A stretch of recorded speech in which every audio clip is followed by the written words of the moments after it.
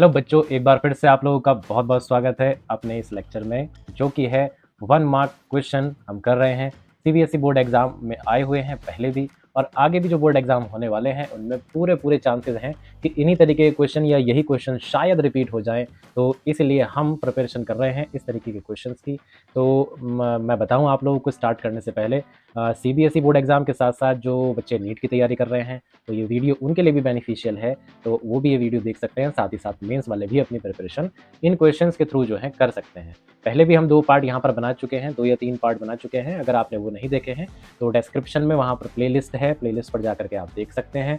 ठीक है, तो बाकी सब कुछ हो ही चुका है। चलिए आइए शुरू करते हैं। आज का हमारा जो है पहला क्वेश्चन है, 2 चार्जेस हैं बेटा, Q1 और Q2। ठीक है, कहाँ पर रखे हुए हैं? सेंटर पर रखे हुए हैं। सेंटर पर रखे हुए हैं स्फेरिकल कंडक्टिंग शेल के। भाई 2 शेल हैं आपके पास, ठीक है, एक शेल ये हो गई, एक शेल ये हो गई। यहाँ पर रखा हुआ है एक चार्ज Q1, दूसरा चार्ज यहाँ पर रखा हुआ है Q2। ठीक है, और इनके जो रेडियस हैं वो भी दे रखे हैं बेटा। R1 ये वाला रेडियस है और R2 ये वाला रेडियस है। साथ में ये भी कह रखा है कि जो शेल हैं, ठीक है, वो क्या है, उनके सेंटर्स के बीच में। भाई इसका सेंटर ये रहा, इसका सेंटर ये रहा, दोनों का जो सेंटर है, सेंटर्स के बीच में जो डिस्टेंस है वो कितना है? Capital D. ठीक है, वो कितना है? Capital D. तो कैपिटल डी कितना है? अगर आप दोनों रेडियस का एडिशन कर दो तो भी कैपिटल डी क्या होगा? ज़्यादा होगा। यानी कि इसका कहने का मतलब है जो स्फेयर हैं, जो स्फेयर हैं वो एक दूसरे को टच नहीं कर रहे हैं, एक दूसरे से अपार्ट हैं। ठीक है, force on Q2 due to Q1। आपको बताना है कि Q2 और Q1 के बीच में कितनी फोर्स यहाँ पर लग रही होगी। ठीक है, ये है आपका क्वेश्चन। अब देखिए बच्चों, यहाँ पर समझते हैं कि किस तरीके से हम इस क्वेश्चन को कर सकते हैं। बहुत ध्यान से अगर आप पढ़ेंगे यहाँ पर, तो जो फोर्स पूछी गई है वो Q2 चार्ज और Q1 चार्ज के बीच में पूछी गई है, ना कि स्फेयर्स के बीच में पूछी गई है। ठीक है, और चार्जेस जो हैं कहाँ पर हैं? स्फेयर के अंदर बंद हैं। ये कंडक्टिंग स्फेयर है। ठीक है, क्या है? कंडक्टिंग स्फेयर है। अब देखिए, आप थोड़ा सा यहाँ पर बेसिक जो है यहाँ पर अप्लाई कीजिए। कभी भी जैसे अगर ये स्फेयर इस पर फोर्स लगाएगा, तो फोर्स लगाने के लिए क्या चीज़ ज़रूरी है? फोर्स लगाने के लिए ज़रूरी है इलेक्ट्रिक फील्ड का होना।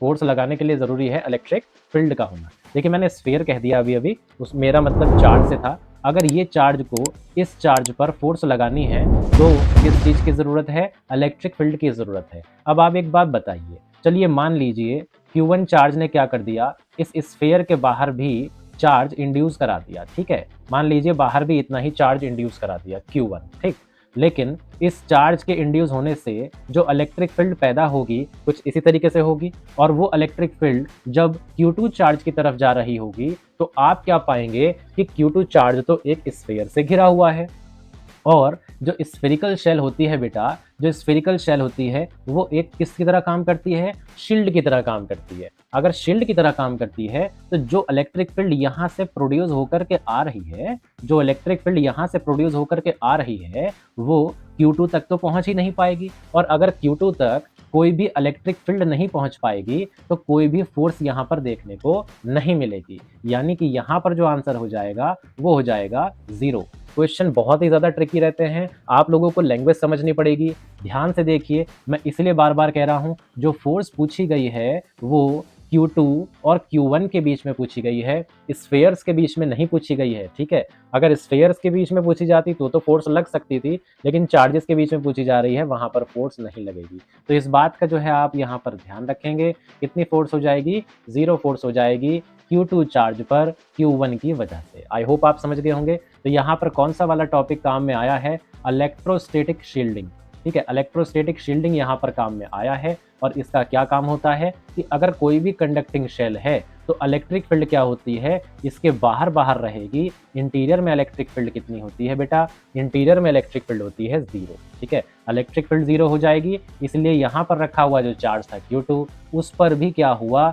इलेक्ट्रिक फील्ड 0 होने की वजह से फोर्स कितनी लगी? 0 लगी। बहुत ही अच्छा क्वेश्चन था, लैंग्वेज को घुमाया गया था। तो आई होप आप जो है लैंग्वेज क्वेश्चन की समझ गए होंगे, और उसी के साथ समझ गए होंगे क्वेश्चन का आंसर।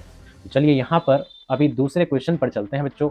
ध्यान से देखिएगा आप लोग, क्वेश्चन भी पढ़िए, ध्यान से पढ़िए सुकून के साथ, उसके बाद ही आंसर दीजिए, क्योंकि अगर आप क्वेश्चन ही नहीं समझे ढंग से तो फिर आंसर आप कुछ भी करते रहो, वो तो गलत ही हो जाएगा। ये यहाँ पर बेटा V/2 है, ठीक है।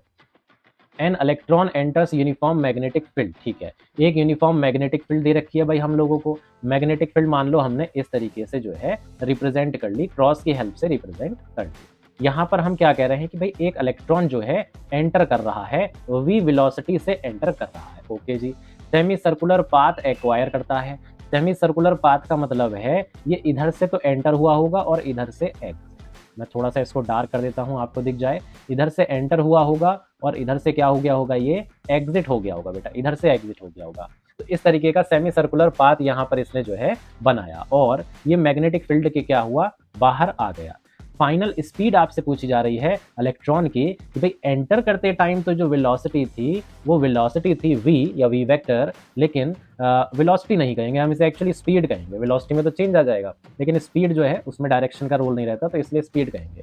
एंटर करते टाइम पर स्पीड कितनी थी, v थी। एग्जिट करते टाइम पर स्पीड आपसे पूछी गई है कि स्पीड कितनी रहेगी। तो देखिए मैं आप लोगों को बहुत ही ज़्यादा आसानी से यहाँ पर बताता हूँ दो चीज़ों के बारे में। जो चार्ज होता है बेटा उस पर फोर्स लगती है, एक तो लगती है इलेक्ट्रिक फील्ड के द्वारा, दूसरा लगती है मैग्नेटिक फील्ड के द्वारा, ठीक है। जब फोर्स लगती है इलेक्ट्रिक फील्ड, ये फोर्स के लिए है ना, चार्ज पर फोर्स लग रही है, तो जब फोर्स लगती है इलेक्ट्रिक फील्ड के द्वारा तो ये क्या करती है, चार्ज को क्या करती है, एक्सेलरेट करती है। चार्ज को क्या करती है, एक्सेलरेट करती है। यानी कि आप कह सकते हो उसकी काइनेटिक एनर्जी बढ़ाती है, उसकी वेलोसिटी को बढ़ाती है, उसकी स्पीड को बढ़ाती है।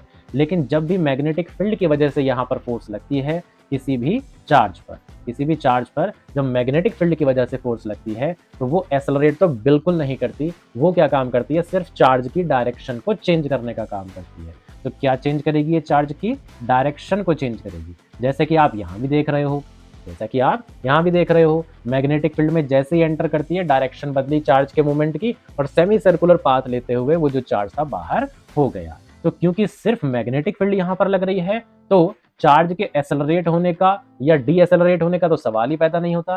दैट मीन्स सिर्फ डायरेक्शन चेंज हुई है, स्पीड में कोई भी चेंज नहीं आया होगा, स्पीड सेम रही होगी। इसलिए अपना यहाँ पर आंसर कौन सा वाला सही होगा, बी ऑप्शन बिल्कुल करेक्ट हो जाएगा। ठीक है, तो ये इन्फॉर्मेशन जो थी ये बहुत ही ज्यादा इंपॉर्टेंट थी क्योंकि आपके सिलेबस में इलेक्ट्रिक फील्ड और मैग्नेटिक फील्ड दोनों हैं। तो आपको इन दोनों की वजह से जो है क्या इफेक्ट पड़ता है किसी चार्ज के ऊपर जब फोर्स लगती है, तो ये आपको पता होना चाहिए। ठीक है, तो इसके बाद अपना आएगा नेक्स्ट क्वेश्चन बच्चों। आई होप आप समझ गए होंगे। अगर आपको कोई भी प्रॉब्लम आ रही है तो आप वीडियो लेक्चर है, आप रिपीट करके भी देख सकते हो। ठीक है, थर्ड क्वेश्चन पर हम आ गए बच्चों। थर्ड क्वेश्चन देखिए, ऐसा क्वेश्चन हमने पहले भी किया हुआ है। मैग्नेटिक फील्ड लाइंस आपको यहाँ पर दिखा रखी हैं, देखिए इस तरीके से जा रही हैं। एक यहाँ पर ये मटेरियल रखा हुआ है, तो आपसे कहा गया है कि ये कौन सा मटेरियल होगा, भाई इस मटेरियल को पहचानो आप। तो देखिए मैं आप लोगों को यहाँ पर बताता हूँ, तीन तरीके के मटेरियल होते हैं मेरे बच्चे। डायामैग्नेटिक, पैरामैग्नेटिक होता है और तीसरा हुआ करता है फेरोमैग्नेटिक, है ना। ये आप लोगों ने पढ़ रखे होंगे, नहीं पढ़े तो मैं बता दे रहा हूँ। ओके, तो डायामैग्नेटिक जब आप देखिए, मैं इनके बारे में तब बता रहा हूँ जब आप इनको कहाँ रखते हैं, मैग्नेटिक फील्ड के अंदर रखते हैं। ठीक है, तब बता रहा हूँ मैं इनके बारे में।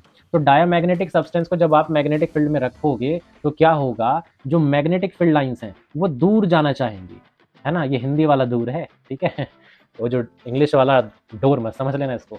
मैग्नेटिक फील्ड लाइन दूर जाना चाहती हैं। जब पैरामैग्नेटिक सब्सटेंस को आप मैग्नेटिक फील्ड में रखते हो तो जो मैग्नेटिक फील्ड लाइन है उसके थ्रू जाना चाहती हैं, यानी कि उससे पास होकर के जाना चाहती हैं। जैसे अगर मैं बनाऊं यहाँ पर पैरा सब्सटेंस बना लूं तो इस तरीके से मैग्नेटिक फील्ड लाइंस जो है जाना चाहेंगी, सब्सटेंस से होकर के जाना चाहेंगी। समझ गए आप लोग। तो अब आपको इतनी इंफॉर्मेशन से पता चल गया होगा कि ये जो सब्सटेंस है ये कौन सा सब्सटेंस है, डायामैग्नेटिक सब्सटेंस है। अब मजेदार बात ये है कि यहाँ पर डाया सब्सटेंस तो दे ही नहीं, मतलब ऐसा तो कोई ऑप्शन ही नहीं है। यहाँ पर आपको कुछ एग्जाम्पल दे रखे हैं, आपको पहचानना है इसमें से एग्जाम्पल कौन सा है। तो देखिए कॉपर जो होता है ये बहुत ही कॉमन एग्जाम्पल है मेरे बच्चे डायामैग्नेटिक सब्सटेंस का। कॉपर भी है और बिस्मथ भी है। ठीक है, कॉपर बिस्मथ जो भी आप कहते हो, तो ये बहुत ही कॉमन एग्जाम्पल है क्योंकि ये डायामैग्नेटिक सब्सटेंस का एग्जाम्पल है। दैट्स वाई हम कह सकते हैं कि ये जो मटेरियल यहाँ पर रखा हुआ है ये और कुछ नहीं, ये कॉपर ही है। ठीक है, तो इस तरीके से हम जो है आइडेंटिफाई कर लेंगे। तो मतलब आपको क्या है कि डायामैग्नेटिक, फेरो और ये पैरा, सिर्फ आपको ये पता होना जरूरी नहीं है, आपको ये भी पता होना चाहिए कि इनके एग्जाम्पल्स क्या क्या हुआ करते हैं। ओके, तो चलिए फोर्थ क्वेश्चन हमारे सामने आ गया मेरे बच्चे।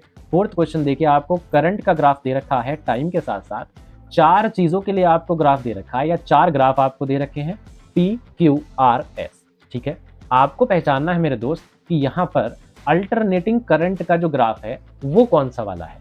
चलिए पहले चेक करते हैं क्या पी वाला है। नहीं, पी वाला ग्राफ यहाँ पर अल्टरनेटिंग करंट का ग्राफ नहीं। रीजन क्या है, देखो ये जो आपको टाइम एक्सेस दिख रहा है, इसके ऊपर जो वैल्यू होती है वो पॉजिटिव मानते हैं, इसके नीचे जो वैल्यू होती है वो नेगेटिव मानते हैं। तो जो एसी साइकिल हुआ करती है उसकी हाफ साइकिल पॉजिटिव साइड में और हाफ साइकिल जो है नेगेटिव साइड में रहा करती है ना, फेस चेंज हुआ करता है। लेकिन आप शेप तो देखोगे कि शेप तो इसी तरीके का बन रहा है, बट ये जो ये वाली हाफ साइकिल यहाँ पर दिख रही है ये भी पॉजिटिव साइड में है और ये वाली दूसरी हाफ साइकिल ये भी पॉजिटिव साइड में है। क्यों? क्योंकि टाइम एक्सिस तो मेरे दोस्त यहाँ पर है, इस जगह पर। तो इस जगह के ऊपर जितना भी आप ग्राफ बना लीजिए, ऐसा ऐसा ऐसा ऐसा कैसा भी ग्राफ बना लीजिए, वो सारा पॉजिटिव होगा। तो क्योंकि यहाँ पर ये जो ग्राफ है ये सिर्फ पॉजिटिव साइड में रह रहा है, तो हम कहेंगे कि ये एसी नहीं हो सकता। भाई ये तो एसी होगा ही नहीं, क्योंकि इसमें तो फ्रीक्वेंसी भी नहीं आ रही मेरे दोस्त, है ना। यहाँ पर भी देखो, ये भी स्ट्रेट लाइन कर्व एक तरीके से हम कह सकते हैं, स्ट्रेट लाइन कह सकते हैं हम। यहाँ पर थोड़ा सा कर्व आया था शुरुआत में, तो ये भी नहीं हो सकता, ये भी नहीं हो सकता। पी वाले को मैंने एक्सप्लेन कर दिया क्यों नहीं होगा। देखो पी वाला पता है ग्राफ क्यों दिया था, ये आपको दिया था जिससे आप लोग यहाँ पर धोखा खा जाए, ठीक है। अब आप यहाँ पर देखिए, ये वाला जो ग्राफ आपको दे रखा है भाई, ये टाइम एक्सिस था, ठीक है। हाफ साइकिल इस टाइम एक्सिस के ऊपर यानी कि positive half cycle, half cycle इस टाइम एक्सिस के नीचे यानी कि नेगेटिव हाफ साइकिल। तो पॉजिटिव नेगेटिव फिर नेगेटिव फिर पॉजिटिव। ये है आपका एकदम बेस्ट एग्जांपल जिससे आप एसी को क्या कर सकते हो, ड्रॉ करके समझा सकते हो। एसी का तो नाम ही है बेटा अल्टरनेटिंग करंट। एक ऐसी करंट जो क्या क्या करती है भाई, उसका लगातार तो क्या होता है, मैग्नीट्यूड चेंज होता है और एक पर्टिकुलर टाइम के बाद डायरेक्शन जो होती है, डायरेक्शन में भी क्या आता है, चेंज आया करता है। इस तरीके से हम ऑब्जर्व कर सकते हैं। इसमें बहुत ज़्यादा कन्फ्यूजन होगा बच्चों को पी और एस में, तो मैंने कन्फ्यूजन शायद आप लोगों का क्लियर कराने में सक्सेसफुल रहा हूँ। बाकी अगर कोई कन्फ्यूजन है तो आप एक बार रिपीट करना वीडियो को, ठीक है। फिफ्थ क्वेश्चन पर आ गए मेरे बच्चे। फिफ्थ क्वेश्चन क्या है, ध्यान से देखिए। Electromagnetic wave used in radar system. मैं कह करके थक जाता हूँ बच्चों को कि भाई ये जो यूजेस हैं आपके इलेक्ट्रोमैग्नेटिक स्पेक्ट्रम में, जितनी भी चीज़ें आ रही हैं, क्या क्या चीज़ें आती हैं। हमने देखो शॉर्ट ट्रिक भी बनाई थी इसकी, रेडियो MI लक्स जी, ठीक है। ये हमने शॉर्ट ट्रिक बनाई थी। तो ये क्या रहा करता है, ये डिक्रीजिंग ऑर्डर रहा करता है। ये क्या है, डिक्रीजिंग ऑर्डर है किस चीज़ का, लैम्डा। लैम्डा क्या है, वेवलेंथ है, ठीक है। अब क्वेश्चन यहाँ पर ये नहीं है, आपसे पूछा गया है कि भाई रडार सिस्टम में जो है, बहुत इंपॉर्टेंट है ये यूज जो है, रडार सिस्टम में क्या यूज करते हैं, इंफ्रा, माइक्रो, अल्ट्रा या फिर एक्सरे। देखिए ध्यान रखिएगा, रडार सिस्टम में क्या चीज़ यूज हुआ करती है, माइक्रोवेव को हम यूज करा करते हैं। साथ ही साथ माइक्रोवेव कहाँ यूज हुआ करता है, माइक्रोवेव ओवन जो रहा करता है जिसमें खाना पकाया जाता है, वहां पर भी ये काम में लिया जाता है। तो ये तो जस्ट एक यूज था, यूज के ऊपर डायरेक्ट क्वेश्चन यहाँ पर आया था। आई होप आपको समझ में आया होगा। नेक्स्ट क्वेश्चन करते हैं बेटा। यंग्स डबल स्लिट एक्सपेरिमेंट है, उसमें फ्रिंज विड्थ कह रखी है कि भाई बीटा है। अब ये बाद में कह रहे हैं कि सारे अपरेटस को हमने लिक्विड में डिप कर दिया जिसका रिफ्रैक्टिव इंडेक्स म्यू है। तो बताइए कि भाई हमारी न्यू फ्रिंज विड्थ क्या हो जाएगी। बहुत ही ज्यादा आसान है।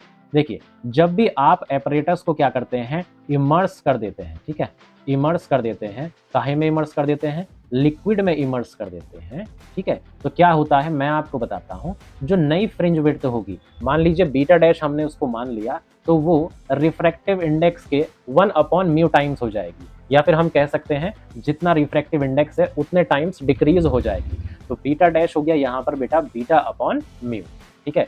अब ये आया कैसे, देखिए आपके मन में ये क्वेश्चन आ सकता है, तो मैं आपको यहाँ पर थोड़ा सा एक्सप्लेन कर देता हूँ, ज़्यादा टाइम नहीं लगेगा।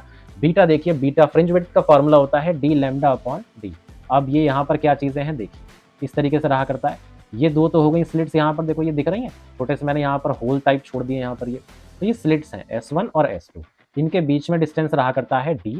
और स्लिट और स्क्रीन, ये स्क्रीन है भाई, ठीक है, ये स्क्रीन है। स्क्रीन और स्लिट के बीच का डिस्टेंस हो गया कैपिटल D, ओके। जो यहाँ से लाइट आएगी इस तरीके से, उस लाइट की वेवलेंथ होगी लैम्डा। तो यहाँ पर ये तीनों चीजें इस तरीके से है, फॉर्मूला आ गया। जो नई फ्रिंज विड्थ होगी, मान लीजिए उसको मैंने बीटा डैश मान लिया, वो कितना होगी, d lambda dash upon small d। क्यों? क्योंकि कैपिटल D और स्मॉल d ये तो डिस्टेंसेज है। जब आप इमर्स करेंगे लिक्विड में तो डिस्टेंसेज में तो कोई डिफरेंस नहीं आएगा। डिफरेंस काहे में आएगा, जो वेवलेंथ है, जो लाइट की वेवलेंथ है वो चेंज हो जाएगी। अब आपको पता होना चाहिए कि भाई वेवलेंथ में किस तरीके से चेंज आता है। वेवलेंथ जो है, जो लैम्डा डैश नई वेवलेंथ होगी, वो लिक्विड में इमर्स करने पर पहले वाली वेवलेंथ की 1/μ टाइम्स हो जाएगी, यानी कि वेवलेंथ क्या हो जाती है, डिक्रीज हो जाती है। इस बात का ध्यान रखना आप लोग। तो यहाँ पर अगर आप चेक करोगे तो 1/μ मैं छोड़ दूं, बचेगा मेरे पास में d लैम्डा अपॉन डी, जो कि क्या है भाई, बीटा के बराबर है। यानी कि अपना आंसर आ जाएगा बीटा डैश बराबर बीटा अपॉन म्यू, यानी कि जो मैंने पहले बताया था। तो इस हिसाब से अपना कौन सा ऑप्शन, सी ऑप्शन बिल्कुल करेक्ट हो जाएगा यहाँ पर। नेक्स्ट क्वेश्चन पर चलते हैं, ठीक है। थोड़ी थोड़ी एक्सप्लेनेशन भी दे रहा हूँ मैं आप लोगों को क्वेश्चन के साथ में। इससे क्या फायदा होगा, जो बिल्कुल नहीं पढ़े होंगे उन लोगों को थोड़ा सा फायदा हो जाएगा, यहाँ पर चीज़ें थोड़ी सी समझ में भी आएगी, ठीक है। बाकी जिसको इन्फॉर्मेशन पता होगी वो थोड़ा सा स्किप करते हुए चलना वीडियो को। तो photons of energy, energy of photon आपको दे रखी है, ठीक है, जो एनर्जी फॉल करती है। कितनी एनर्जी फॉल करती है, h न्यू एनर्जी फॉल करती है। इंसिडेंट करी एक फोटो सेंसिटिव सरफेस पर। स्टॉपिंग पोटेंशियल यहाँ पर आपको दे रखा है, कितना दे रखा है, 1.5। स्टॉपिंग पोटेंशियल को V नॉट से डिनोट करते हैं बेटे हम, 1.5 दे रखा है। और साथ में क्या दे रखा है, वर्क फंक्शन। अच्छा, वर्क फंक्शन तो पूछा गया है, तो वर्क फंक्शन को हम डिनोट करते हैं फाई नॉट से। अब देखिए, आप लोगों को मैंने पिछले वाले लेक्चर में भी समझाया था शायद कि फोटो इलेक्ट्रिक इक्वेशन होती है, आइंस्टीन की जो फोटो इलेक्ट्रिक इक्वेशन है वो क्या होती थी, h nu is equal to phi naught plus K max, है ना, ये रहा करती थी। तो एच न्यू तो यहाँ पर एनर्जी हो गई, फाई नॉट जो है आपको फाइंड करना है, प्लस के मैक्स कितना होता है। देखिए, ये आपको पता होना चाहिए कि मैक्सिमम काइनेटिक एनर्जी और स्टॉपिंग पोटेंशियल के बीच में ये रिलेशन होता है, ठीक है। अब देखिए, यहाँ से हम phi naught is equal to लिख सकते हैं h nu minus e V naught, लिख सकते हैं। अब देखिए, ई वी नॉट कितना आ जाएगा, आपको वी नॉट तो पता था ना। अगर आपको वी नॉट पता था तो आप एक काम करिए, आप उतना ही लिख दीजिए जितना वी नॉट आपको दे रखा था, 1.5 दे रखा था ना। उसके आगे आपने क्या कर लिया, ये इलेक्ट्रॉन वोल्ट लिख लीजिए। भाई काहे में था, ये वोल्ट में था। जैसे ही आपने इसकी मल्टीप्लाई ई से की तो क्या हो गया, ये इलेक्ट्रॉन वोल्ट हो गया। बड़ा ही सिंपल है, कन्वर्ट हो गया, वोल्ट से इलेक्ट्रॉन वोल्ट में कन्वर्जन कर लिया। एच न्यू कितना दे रखा है, 3.2, ये भी इलेक्ट्रॉन वोल्ट में दे रखा है। अब दोनों को सब्ट्रैक्शन करना पड़ेगा तो यूनिट भी तो सेम होनी चाहिए, इसलिए हमने यहाँ पर इस तरीके से रखा। तो 3.2 माइनस 1.5 कितना आ जाएगा बेटे, ये आ जाएगा भाई 12, 5, 7, ठीक है, और 3, 1, 1.7 इलेक्ट्रॉन वोल्ट जो है। देखो बेटा, इसका आंसर आ गया, कितना आसान हो गया है ना, 1.7, यानी कि बी ऑप्शन देखो यहाँ पर आपका करेक्ट हो जाएगा। यहाँ पर मैंने आपको क्या बताया, देखो ये बताया, एक बार फिर से बता रहा हूँ।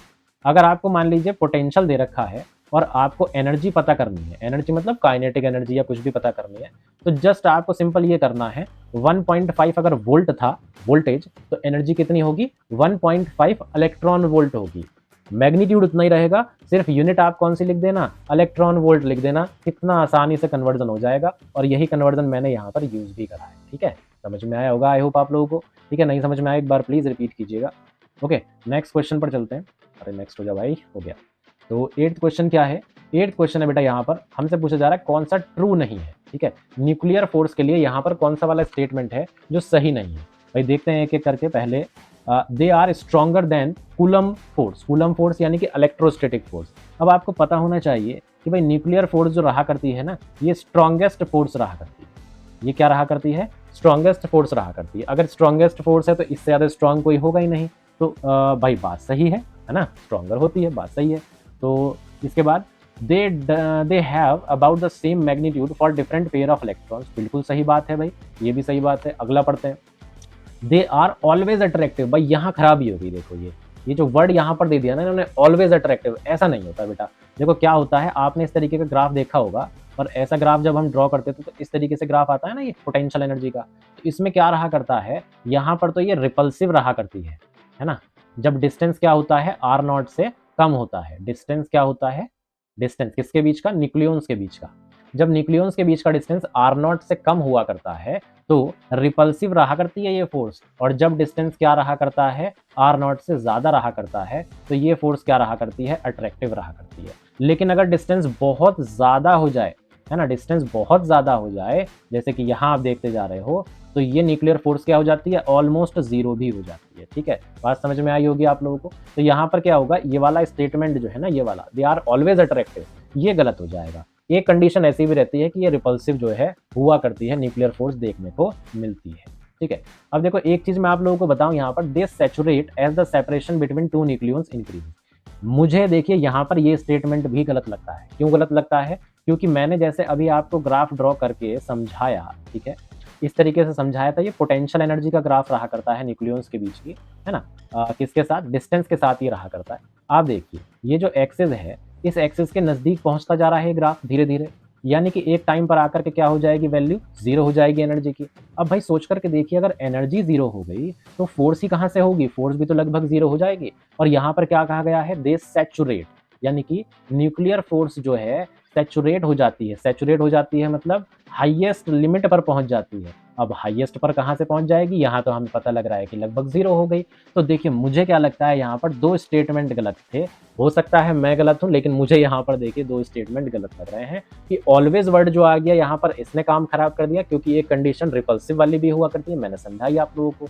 दूसरा कि सैचुरेट हो जाती है, यानी कि अपनी हाईएस्ट लिमिट पर पहुंच जाती है न्यूक्लियर फोर्स, जैसे जैसे जो है हम यहाँ पर न्यूक्लियन का जो डिस्टेंस होता है, सेपरेशन होता है, उसको इंक्रीज करते हैं। तो सैचुरेट, अगर सैचुरेट का मतलब यहाँ पर जो मुझे समझ में आ रहा है वो यही है कि हाईएस्ट लिमिट पर पहुंच जाती है, हाईएस्ट पॉइंट पर पहुंच जाती है ना।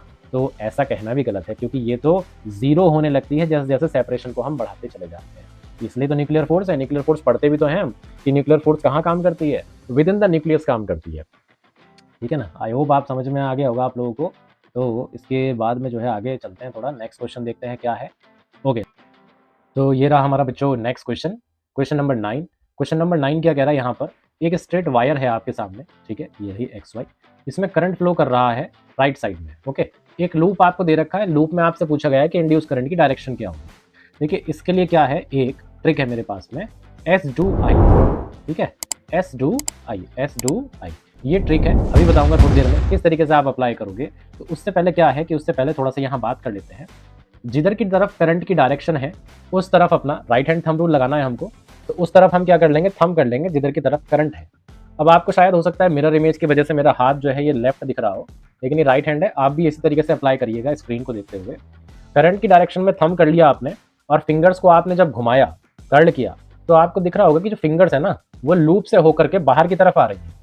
लूप से निकल करके बाहर की तरफ फिंगर्स आएंगी। इसका मतलब ये है, थंब तो था करंट की डायरेक्शन में, और उंगलियों ने बताया डायरेक्शन, किसकी डायरेक्शन बताई, फ्लक्स की डायरेक्शन बताई, कि भाई फ्लक्स किधर की तरफ है, आउटसाइड है।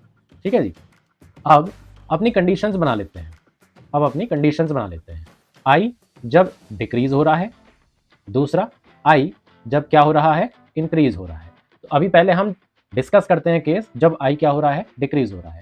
अगर आई डिक्रीज होगा तो जो फ्लक्स है वो भी क्या होगा भाई, डिक्रीज होगा। फ्लक्स की डायरेक्शन बाहर की तरफ है, आउटसाइड है, यानी कि ये जो आउटसाइड डायरेक्शन में फ्लक्स आ रहा है ये लगातार क्या हो रहा है, डिक्रीज हो रहा है। समझ में आ गई आप लोगों को बात। ठीक है जी। अब हमारी जो है वो ट्रिक आ जाएगी, यहाँ पर काम करेगी एस डू आई, जिसके बारे में मैंने अभी बताया था आपको। यहाँ पर पहले ये चीज़ें क्या है ये बता देता हूँ। एस का मतलब है सेम, डी का मतलब है डिक्रीजिंग, ठीक है, ओ का मतलब है ऑपोजिट, और आई का मतलब है इंक्रीजिंग। आई का मतलब है इंक्रीजिंग। अब देखिए यहाँ पर आपने लाइन खींच ली, यहाँ पर कौन सा वाला केस है, आपने यहाँ पर देखा फ्लक्स क्या हो रहा है, डिक्रीज हो रहा है। अगर फ्लक्स डिक्रीज हो रहा है, डी हो रहा है, तो आपको एस करना है। एस मतलब सेम करना है। अब सेम आपको क्या करना है, देखिए मैं बताता हूँ। जो फ्लक्स की डायरेक्शन अभी यहाँ पर थी, ठीक है, इंड्यूस्ड फ्लक्स, इंड्यूस्ड फ्लक्स आप लाएंगे। ठीक है, देखिए दो चीजें होती हैं, एक करंट, करंट की वजह से आया फ्लक्स, कौन सा होता है ये, गिवन, जो चीजें हम यहाँ पर फाइंड कर चुके हैं। दूसरी चीज हुआ करती है इंड्यूस्ड फ्लक्स, और उससे पता चला इंड्यूस्ड करंट। ये कौन से फ्लक्स और कौन से करंट है, ये इंड्यूस्ड वाले हैं। ये हम अपनी तरफ से अप्लाई करते हैं। समझ में आई बात, करंट की डायरेक्शन पता करने के लिए। तो अगर करंट डिक्रीजिंग था तो फ्लक्स भी डिक्रीजिंग हो गया, और अगर फ्लक्स डिक्रीजिंग हो गया तो आपको सेम रखना है। सेम क्या रखना है, इंड्यूस्ड फ्लक्स भी सेम रखना है। सेम मतलब डायरेक्शन सेम रखनी है इंड्यूस्ड फ्लक्स। ठीक है। अब देखिए जो गिवन फ्लक्स था बाहर की तरफ आ रहा था, तो जो इंड्यूस्ड फ्लक्स है वो भी आपको कहां रखना है, बाहर की तरफ रखना है। अब फिर से राइट हैंड थंब रूल लगाइए, बाहर की तरफ जो फ्लक्स आ रहा था, इंड्यूस्ड फ्लक्स है ना, ये देखिए इंड्यूस्ड फ्लक्स आपने क्या कहा, सेम डायरेक्शन में रहेगा। अगर गिवन फ्लक्स बाहर की तरफ था तो इंड्यूस्ड फ्लक्स भी क्या होगा, बाहर की तरफ है। बाहर की तरफ आपने थंब किया, और फिंगर्स को जब कर्ल करते हो तो देखो इस बार क्या है, स्ट्रेट है फ्लक्स, तो स्ट्रेट हो गया थंब, और घूम रही हैं उंगलियां, तो उंगलियां बताएंगी हमको करंट के बारे में। ठीक है, क्योंकि लूप में जो करंट फ्लो करेगा वो घूमता रहेगा। जब आप फ्लक्स, इंड्यूस फ्लक्स की डायरेक्शन में थंब करोगे तो किस तरीके से घूम रही हैं उंगलियां? इस तरीके से कि जो डायरेक्शन आएगी वो क्या आएगी, ए सी बी, ये डायरेक्शन आएगी लूप में। अब देखो इसका थोड़ा सा उल्टा करते हैं, है ना, मैं यहाँ पर ये सब चीजें रफ कर देता हूँ। अब आई क्या हो रहा है, इंक्रीज हो रहा है। अगर आई इंक्रीज होगा तो फाई भी क्या होगा, इंक्रीज होगा। डायरेक्शन तो हमें पहले ही पता चल गई थी, गिवन फ्लक्स जो है वो बाहर की तरफ था, आउटसाइड था, और इस बार ये क्या हो रहा है, इंक्रीज हो रहा है। भाई ट्रिक क्या थी अपनी, एस डू आई, क्योंकि इस बार इंक्रीज हो रहा है तो डायरेक्शन क्या होगी, अपोजिट। अपोजिट किसकी डायरेक्शन होगी, ये अपोजिट डायरेक्शन होगी इंड्यूस्ड फ्लक्स की। ओके, फ्लक्स, गिवन फ्लक्स देखिए आप किस डायरेक्शन में है, आउटसाइड डायरेक्शन में है, तो इंड्यूस्ड फ्लक्स जो होगा वो किस डायरेक्शन में होगा, वो होगा इनवर्ड डायरेक्शन में। आउटसाइड था, ये इनसाइड हो जाएगा। कौन हो जाएगा इनसाइड, इंड्यूस्ड फ्लक्स। ठीक, इंड्यूस्ड फ्लक्स की डायरेक्शन में आपको थंब करना है, क्योंकि अब की बार इंड्यूस्ड फ्लक्स अंदर की तरफ है, स्क्रीन की तरफ है ना, लूप में अंदर की तरफ है, तो आपने थंब भी किधर कर लिया, अंदर की तरफ कर लिया। और जब आप इस तरीके से फिंगर्स को घुमाओगे, है ना, ये तो हो गया इंड्यूस्ड फ्लक्स। इंड्यूस्ड करंट कैसे आ रहा है अब की बार इंड्यूस्ड करंट आ रहा है ऐसे कि या तो आप कह सकते हैं BCA या फिर आप कह सकते हैं ABC। तो ABC आपको क्या हो जाएगी, यहाँ पर डायरेक्शन मिल जाएगी मेरे बच्चे, जब करंट क्या होगा, इंक्रीज होगा। दोनों को मैं समराइज कर लेता हूं। आई जब डिक्रीज हो रहा है, डायरेक्शन क्या आई थी, ACB। आई जब इंक्रीज होगा तो डायरेक्शन क्या आई मेरे बच्चे, यहाँ पर ABC।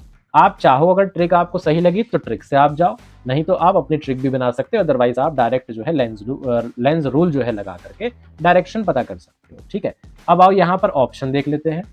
आई जब डिक्रीज हो रहा है तो ACB होना चाहिए, ये तो ACB है ही नहीं, तो गलत हो गया। आई जब इंक्रीज होगा तो क्या होना चाहिए, ABC, ये ABC नहीं है तो ये भी गलत हो गया। करंट कांस्टेंट, अरे भाई ये तो वैसे ही गलत है, करंट कांस्टेंट होगा तो इंड्यूस्ड करंट आएगा ही नहीं, है ना। आई इंक्रीज हो रहा है तो ABC होगा, आई इंक्रीज तो ABC होगा, ये वाला ऑप्शन बिल्कुल सही आ रहा है, तो यही अपना आंसर हो जाएगा क्वेश्चन नंबर 9 का। याद रखिए मैंने यहाँ पर आपको ट्रिक बताई है, एस डू आई। इस ट्रिक में ये जो ट्रिक है ये किस चीज के लिए है, ये induced current, sorry, induced flux के लिए है। ठीक है, इंड्यूस्ड फ्लक्स के लिए।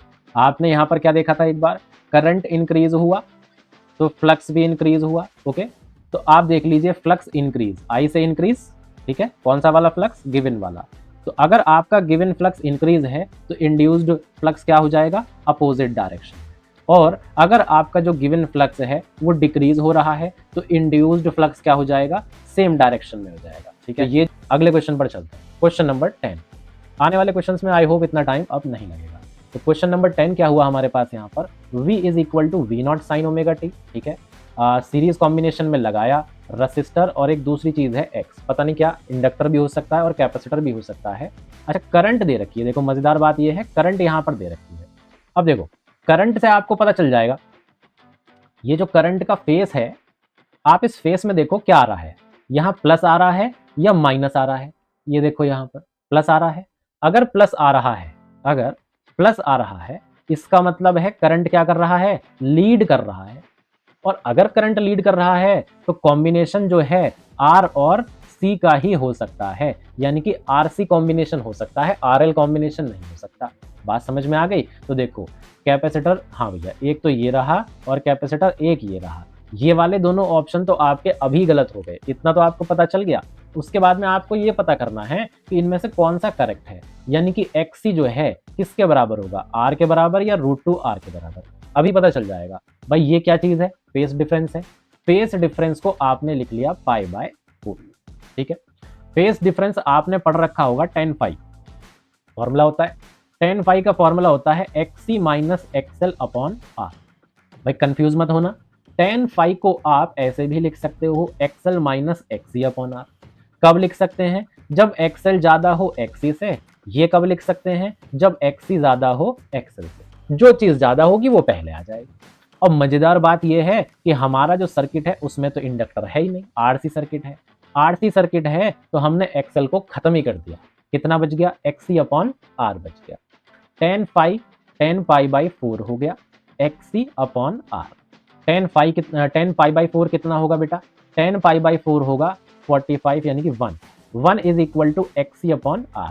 क्रॉस मल्टीप्लाई कर दो, देखो कितनी तगड़ी कैलकुलेशन है, x इज इक्वल टू कितना आ जाएगा, r के बराबर आ जाएगा। यानी कि डी ऑप्शन मेरे बच्चे यहाँ पर बिल्कुल सही होगा, डी आंसर आ गया। देखो कितना आसान था पता करना, है ना। अगले क्वेश्चन पर चला जाए। अगला क्वेश्चन क्या है, क्वेश्चन नंबर 11 कह रहा है, प्लेन वेव फ्रंट की बात चल रही है क्वेश्चन नंबर 11 में। कॉनकेव मिरर पर इंसिडेंट होता है, बहुत बढ़िया क्वेश्चन है ये। रेडियस ऑफ कर्वेचर कितना है, r है। देखिए भाई, कॉनकेव मिरर ये रहा, बना लिया मैंने, जरा बना दूंगा तो आप लोगों को अच्छे से समझ में आएगा। प्लेन वेव इंसिडेंट हो रही है, प्लेन वेव इंसिडेंट हो रही है मतलब जो रेज हैं वो पैरेलल हैं एक दूसरे के, यानी कि इन्फिनिटी से आ रही है। और भाई वेव फ्रंट कैसा है, प्लेन है। भाई प्लेन वेव फ्रंट है मतलब रेज क्या होंगी, परपेंडिकुलर रही होंगी ना सरफेस के परपेंडिकुलर रही होंगी, इसीलिए प्लेन वेव फ्रंट के लिए पैरेलल रेज जो है हम मान करके चले। अब आपको ये भी पता है जब रेज पैरेलल होती हैं तो वो कहाँ पर आकर के कन्वर्ज करती हैं, वो कन्वर्ज करती हैं फोकस पर। तो भैया ये क्या हो गया, फोकस हो गया। मैं एक यहाँ पर बना देता हूँ प्रिंसिपल एक्सिस, ठीक है, प्रिंसिपल एक्सिस ये बना दिया मैंने, ये आ गया मेरे बच्चे फोकस यहाँ पर। अब आपसे पूछा गया है कि जो रिफ्रैक्टेड वेव फ्रंट होगा उसका रेडियस क्या होगा। देखो कितना घुमाया क्वेश्चन को, आप समझ सकते हो यहाँ पर। अगर यहाँ पर रिफ्लेक्टेड रेज इस तरीके की है, देखो पहली बात तो यहाँ क्वेश्चन गलत है, ये जो है ना रिफ्रैक्टेड वेव फ्रंट पूछा है, यहाँ होना क्या चाहिए था, रिफ्लेक्टेड वेव फ्रंट होना चाहिए था, क्योंकि ये मिरर है।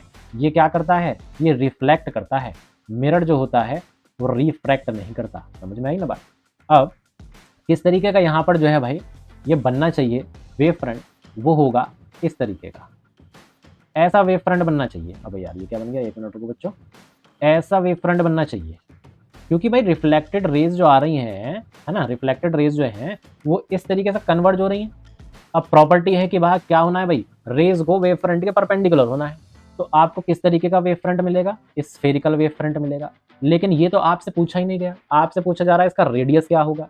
तो देखो इसका रेडियस मैं बताता हूँ आपको। आप देखो अगर ये जो इस तरीके से कन्वर्ज हुआ ना भाई, ये इस तरीके से फोकस पर कन्वर्ज हो रहा था, ठीक है, ये भी मैं कह सकता हूं कि वेव फ्रंट होगा, स्फेरिकल वेव फ्रंट। जो मैंने ये यहां बनाया है ऐसा ही मैंने यहां बनाया। या आप ये भी मान सकते हो कि ये जो मिरर था इसी के ऊपर आप क्या मान सकते हो, ऐसे करके एक वेव फ्रंट मान सकते हो, एज्यूम कर सकते हो, है ना। वही चीज मैंने यहां बना दी। रेडियस फाइंड करना ना, इसलिए फाइंड कर रहा हूं मैं, ऐसे मतलब बना रहा हूं चीजों को। तो देखो रेडियस कहां हो सकता है भाई, ये इस तरीके से अगर स्फेरिकल वेव फ्रंट बना तो ये हो गया उसका सेंटर, ये हो गया उसका रेडियस, ठीक है। लेकिन आपको पता है ये जो है डिस्टेंस ये फोकल लेंथ के बराबर होता है, तो जो रेडियस निकल करके आई वो फोकल लेंथ के बराबर आई। और फोकल लेंथ क्या होती है, r/2 होती है, मिरर की हाफ होगी। भाई फोकल लेंथ मिरर की है तो रेडियस ऑफ कर्वेचर भी मिरर का होगा, उसका हाफ आ जाएगा फोकल लेंथ। तो आंसर कितना आया, r/2। देखो कहां से कहां क्वेश्चन घुमाया, नहीं समझ सकते हो। सिर्फ वेव फ्रंट पूछा जाता था कि कैसा वेव फ्रंट बनेगा, यहां तो उन्होंने रेडियस पूछ लिया वेव फ्रंट का, ठीक है जी। अगला क्वेश्चन 12, प्रोटोन है। देखो ऐसे रेशियो वाले क्वेश्चन भी बहुत आते हैं। प्रोटोन अल्फा पार्टिकल, उनकी काइनेटिक एनर्जी जो दे रखी है मेरे लाल, सेम दे रखी है। रेशियो पूछा गया है डी ब्रोगली वेवलेंथ का, ठीक है भाई, प्रोटोन और किसकी, अल्फा पार्टिकल की। तो lambda P upon lambda alpha ये हमसे पूछा गया है, ओके। दिया क्या गया है, के पी बराबर के अल्फा, दोनों की काइनेटिक एनर्जी सेम दे रखी है। भाई क्या यूज होगा, फॉर्मूला क्या होता है, lambda is equal to h upon √2mk, ये जनरल फॉर्मूला होता है। आप अगर इसे प्रोटोन के लिए अप्लाई करोगे तो भाई प्रोटोन के लिए कितना आ जाएगा, √2, मास तो हो जाएगा mp, मास ऑफ प्रोटोन, और काइनेटिक एनर्जी हो जाएगा kp। ऐसे ही आपने लिख लिया लैम्डा अल्फा, h अपॉन √2, यहाँ आ जाएगा m अल्फा, साथ में आएगा k अल्फा। अब आपको रेशियो निकालना है तो भाई डिवाइड भी करना पड़ेगा, ये आपने डिवाइड करा। जब आप डिवाइड करोगे मेरे लाल देखना जरा ध्यान से, h से h कैंसिल होगा, रूट के अंदर ही 2, रूट के अंदर वाले 2 से कैंसिल हो जाएगा, kp कैंसिल होगा k अल्फा से, क्यों भाई सेम दे रखा था आपको, दे रखा था। अब देखिए तो जो भी चीज बच रही है वो रूट में बच रही है, रूट बना लिया। लैम्डा पी के इनवर्स में बच रहा है mp, लैम्डा पी ये रहा, इनवर्स में आया mp, लैम्डा अल्फा इधर है, लैम्डा अल्फा के इनवर्स में आया m अल्फा। अब आपको यहां पर रिलेशन पता होना चाहिए, मास ऑफ अल्फा पार्टिकल होता है प्रोटोन का 4 गुना, लिख लिया आपने। mp से mp कैंसिल, √4/1 कितना बच जाएगा, 2/1, रेशियो आ गया 2/1, यानी कि बी आंसर जो होगा यहाँ पर एब्सोल्युटली करेक्ट होगा, ठीक है। आसान क्वेश्चन था, रिपीटेड क्वेश्चन है, आता रहता है इस तरीके का क्वेश्चन, नो सरप्राइजेस, ठीक है। नीट में भी बहुत बार आया ये वाले क्वेश्चन, रेशो वाले। 13th क्वेश्चन है बेटा हमारे सामने, देखो क्या है। पोटेंशियल एनर्जी दे रखी है, ये भी बढ़िया क्वेश्चन है। पोटेंशियल एनर्जी दे रखी है इलेक्ट्रॉन की, सेकंड एक्साइटेड स्टेट में है। देखो यहाँ कंफ्यूज मत होना, एक्साइटेड स्टेट है ये। सेकंड एक्साइटेड स्टेट का मतलब है n इज इक्वल टू 3। अगर एक्साइटेड स्टेट की बात हो रही है तो जितनी एक्साइटेड स्टेट है उसमें +1 कर दिया करते हैं, n इज इक्वल टू 3 आ गया। आपसे क्या पूछा है भाई, पोटेंशियल एनर्जी पूछी गई है ना। अब देखिए, आपको पता है कि E1 यानी कि E1 का मतलब है सेकेंड एक्साइटेड, ठीक है। E1 करने की जरूरत नहीं है, आपको पता है En -13.6 अपॉन n स्क्वायर होता है इलेक्ट्रॉन वोल्ट में। n यहाँ पर कितना दे रखा है भाई 3, ये आ जाएगा -13.6 अपॉन 9, ये कितना आएगा -1.5 इलेक्ट्रॉन वोल्ट के आसपास आ जाएगा। ठीक है भाई, समझ में आ गई बात। अब देखो इसके बाद आपसे पूछा गया है पोटेंशियल एनर्जी, तो मैं आपको बताऊं पोटेंशियल एनर्जी जो होती है टोटल एनर्जी की डबल हुआ करती है। इस रिलेशन को याद रखना, बहुत ही ज्यादा इंपॉर्टेंट है, ठीक है। काइनेटिक एनर्जी भी सुन लो, काइनेटिक एनर्जी टोटल एनर्जी की माइनस रहती है, के बराबर -E, ये भी ध्यान रखना, ये भी बहुत इंपॉर्टेंट है, ठीक है भाई। हमें मतलब है पोटेंशियल एनर्जी से, तो U3 कितना हो जाएगा, U3 हो जाएगा 2E3। E3 कितना आया, E3 आपके पास आया -1.5, यानी कि आंसर आ जाएगा -3 इलेक्ट्रॉन वोल्ट या इसके आसपास। तो भैया 3 इलेक्ट्रॉन वोल्ट या इसके आसपास, तो ये वाला ऑप्शन है, यानी कि ऑप्शन नंबर बी। भाई अगर ये रिलेशन याद ना हो बहुत टाइम लगेगा क्वेश्चन करने में, इसलिए कह रहा हूं ये रिलेशन ध्यान में रखना। अगला क्वेश्चन, डिफरेंस इन मास। भाई इस चीज का जो मास है और जो टोटल मास है इसके न्यूक्लियॉन्स का कितना दे रखा है डिफरेंस। देखो बातचीत छोड़ो, बाकी ये डिफरेंस देख लो बस कितना दे रखा है। डिफरेंस इन मास यानी कि मास डिफेक्ट, मास डिफेक्ट आपको दे रखा है यहाँ पर 21 U के बराबर। आपको क्या पूछा गया यहाँ पर, बाइंडिंग एनर्जी पर न्यूक्लियॉन पूछा गया है, बाइंडिंग एनर्जी पर न्यूक्लियॉन आपसे पूछा गया है, ठीक है। बात समझ में आ रही है। अब बाइंडिंग एनर्जी पर न्यूक्लियॉन अगर आपसे पूछा है तो मेरे दोस्त आपको पता होना चाहिए कि बाइंडिंग एनर्जी कितनी होती है। बाइंडिंग एनर्जी होती है Δmc², याद है। लेकिन आपको यहाँ बाइंडिंग एनर्जी ध्यान से देखोगे ऑप्शंस को, तो U के टर्म्स में जो है यहाँ पर बताना है। अगर U के टर्म्स में बताना है तो बाइंडिंग एनर्जी आप क्या करके चलो, प्रोपोर्शनल ΔM, ये रिलेशन यूज करके चलो, ठीक है, ये रिलेशन यूज करके चलो। अगर देखो ΔM आपको दे रखा था 21 U, तो जो बाइंडिंग एनर्जी रही होगी वो किसके प्रोपोर्शनल आई होगी, 21 U के बराबर ही आई होगी, या प्रोपोर्शनल आई होगी, मान सकते हैं आप। अब आपको बाइंडिंग एनर्जी नहीं निकालनी, आपको निकालना है बाइंडिंग एनर्जी पर न्यूक्लियॉन। तो जरा ध्यान से देखो न्यूक्लियॉन कितने हैं, 7। अगर न्यूक्लियॉन है 7 तो 21 अपॉन U7 कर दो, कितना आ गया, कितना आ गया, 3U आ गया। मतलब 3U जो होगा 14th क्वेश्चन का एकदम करेक्ट आंसर होगा। देखो ध्यान से देखना, जो फॉर्मूला था बाइंडिंग एनर्जी का वो पूरा फॉर्मूला यहाँ यूज नहीं हुआ, ये वाला। ये जो आंसर आया करता था मेगा इलेक्ट्रॉन वोल्ट में आता था, जब आप क्या करते थे ΔM को 931.5 से मल्टीप्लाई करते थे। इसकी तो नौबत ही नहीं आई, उसने U के टर्म्स में ही पूछ लिया क्वेश्चन को। इस तरीके से भी घुमा देते हैं क्वेश्चन में, ठीक है, ध्यान रखा करो प्यारे। चलो 15th क्वेश्चन। 15th क्वेश्चन कह रहा है कि थ्रेशोल्ड वोल्टेज जो है वो 0.7 दे रखा है डायोड का, टाइप ऑफ बाइसिंग और करंट पूछा गया है, ठीक है। तो टाइप ऑफ बाइसिंग तो आपको बैटरी से पता चल जाएगा। यहां पर जो बैटरी है, बैटरी का पॉजिटिव टर्मिनल वो P से कनेक्ट है, ये वाली साइड P होती है, ये वाली साइड N होती है। जो नेगेटिव टर्मिनल है वो N से कनेक्ट है। तो भैया बाइसिंग तो हो गई मेरे लाल फॉरवर्ड, इसे तो कोई रोक नहीं सकता, यानी कि इन दोनों में से एक आंसर है, ये वाले दोनों आंसर हो गए गलत। करंट और पता कर लो 0 या 5 मिली एम्पियर। अब देखो बात समझो, यहाँ पर बहुत इंपॉर्टेंट भाई, यहाँ पर आपको कह रखा है थ्रेशोल्ड वोल्टेज 0.7 वोल्ट है। थ्रेशोल्ड का मतलब क्या होता है, थ्रेशोल्ड का मतलब ऐसा समझ लो कि भैया कोई डैम है और डैम में पानी भरा हुआ है, तो पानी इसके ऊपर से होकर के तभी जाएगा जब ये इस लेवल के ऊपर चला जाए, समझ गए। तो पानी के लिए ये जो लेवल हो गया ये क्या हो गया, थ्रेशोल्ड हो गया। पानी के लिए ये लेवल क्या हो गया, थ्रेशोल्ड हो गया। अब बिल्कुल यही बात यहाँ लगेगी, बैटरी से फ्लो होकर के करंट तभी पार करेगा जब ये 0.7 वोल्ट को क्या कर ले, क्रॉस कर ले। और ऐसा कब हो पाएगा, जब आपकी बैटरी थ्रेशोल्ड वोल्टेज से ज्यादा वोल्टेज की हो, 0.7 से ज्यादा वोल्टेज की हो। क्या ये ज्यादा है? ये तो कम है। और अगर कम है तो करंट फ्लो करेगा नहीं, और करंट फ्लो करेगा नहीं तो 0 एम्पियर आंसर आएगा, यानी कि ए ऑप्शन बिल्कुल करेक्ट आ जाएगा। ठीक है जी। 16th क्वेश्चन पर आ गए मेरे दोस्त। 16th क्वेश्चन, इसके बाद 2 क्वेश्चन और हैं आदर्शन रीजन के, और बस। व्हेन 3 बल्ब्स ऑफ पावर, इतना इतना और 50 वॉट, सीरीज में कनेक्ट कर दिए, आपसे कहा गया कि भैया जो पावर कंज्यूम होगी 50 वॉट बल्ब में वो मैक्सिमम होगी। अब देखो, इन क्वेश्चंस को सॉल्व करने का तरीका है, रीजन जो इसमें दिया जाए, भाई मेरे बिल्कुल भी मत पढ़ने की कोशिश करो, सामने ही लिखा रहता है, मगर पढ़ने की कोशिश मत करो, अपने आप से रीजन डेवलप करो, मैच हो गया रीजन तुम्हारा गिवन रीजन से, सब समझ में आ जाएगा क्वेश्चन, अदरवाइज कंफ्यूज हो जाओगे। देखो भाई, 3 बल्ब यहां पर दे रखे थे, 3 जो बल्ब हैं ये सीरीज में कनेक्ट हैं किसी सोर्स से, मान लो डीसी सोर्स से कनेक्ट है।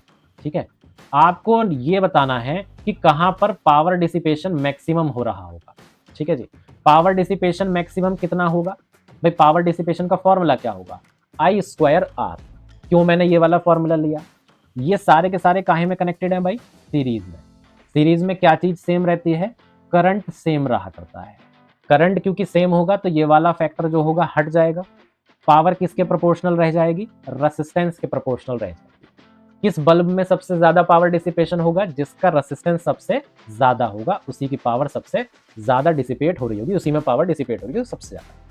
तो मतलब ये है कि भाई पता कर लो कौन से वाले बल्ब का रेसिस्टेंस जो होगा सबसे ज्यादा होगा। अब ये कैसे पता करें? देखो, आप हर एक बल्ब को क्या करो, हर एक बल्ब को आप किसी सोर्स से कनेक्ट कर लो, कोई सा भी सोर्स, चाहे यही वाले सोर्स से कनेक्ट कर लो। अलग अलग करने से क्या होगा? आपको बल्ब का रेसिस्टेंस पता लगता रहेगा। जैसे देखिए मैं बताता हूं, मान लीजिए कोई बैटरी है V, पहले बल्ब का पावर हो गया 200 वाट, 200 वाट का जो है बल्ब है। ठीक है, आपको पता करना है इसका रेसिस्टेंस। ठीक है, ये बल्ब पहला मान लेता हूं मैं, ये दूसरा, और ये मान लेता हूं तीसरा। ठीक है, पहले बल्ब की पावर कितनी हो जाएगी? P1 बराबर V1, V1 तो आएगा ही नहीं क्योंकि सबके लिए हम पावर सेम लेंगे, सॉरी वोल्टेज सोर्स सेम लेंगे। V स्क्वायर अपॉन R1, भाई फॉर्मूला होता है। R1 कितना आ गया? R1 आ जाएगा V स्क्वायर अपॉन P1। ठीक, बिल्कुल इसी तरीके से मैं लिख सकता हूं R2 is equal to V square upon P2, और R3 आ जाएगा मेरे दोस्त V स्क्वायर अपॉन P3। देखो, अलग अलग कनेक्ट करा हमने सबको, क्यों कनेक्ट कर रहे हैं? रेसिस्टेंस पता करने के लिए। अच्छा सर, अगर सीरीज कॉम्बिनेशन दे रखा था, अलग अलग कनेक्ट करके देख रहे हैं, तो क्या रेसिस्टेंस पर प्रभाव नहीं पड़ेगा? कोई प्रभाव नहीं पड़ेगा भाई, बल्ब तो वही है, उसमें जो कंडक्टर लगा वो तो वही है, जो मटेरियल लगा वो तो वही है, तो वो मटेरियल थोड़ी ना बदलेगा, उसका रेसिस्टेंस भी नहीं बदलेगा। तो हमने इसीलिए क्या करा, हमने अलग अलग कनेक्ट करा, रेसिस्टेंस फाइंड करा। बैटरी क्या ली भाई? तीनों के लिए सेम ली। क्यों? क्योंकि हम कंपेयर करेंगे। देखो, क्योंकि तीनों में आपको वोल्टेज सेम दिख रहा है मेरे बच्चे, तो आप कह सकते हो R1 तो हो गया P1 के इनवर्सली प्रोपोर्शनल, R2 हो गया P2 के इनवर्सली प्रोपोर्शनल, और R3 हो गया P3 के इनवर्सली प्रोपोर्शनल। ठीक है, अब बताओ कौन से बल्ब की पावर सबसे कम है? भाई ये था P1, ये था P2, और ये क्या था? P3।